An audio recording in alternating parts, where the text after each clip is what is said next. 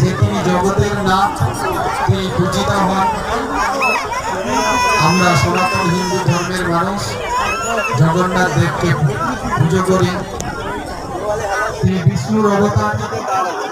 চার ধামের মধ্যে যেমন বদ্রীনাথে বদ্রীনারায়ণ বিষ্ণুর রূপ, আরেক রূপ দ্বারকায় কৃষ্ণের রূপ, এবং দক্ষিণ ভারতের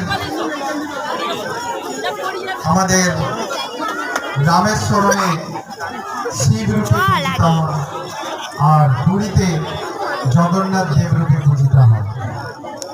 কথিত আছে যে বদ্রীনাথে তিনি স্নান করেন, দ্বারকায় প্রসাদ করেন, তিনি জগন্নাথ ধামে দ্বিপ্রাহরিক আহার গ্রহণ করেন এবং বিশ্রাম করেন রামেশ্বর।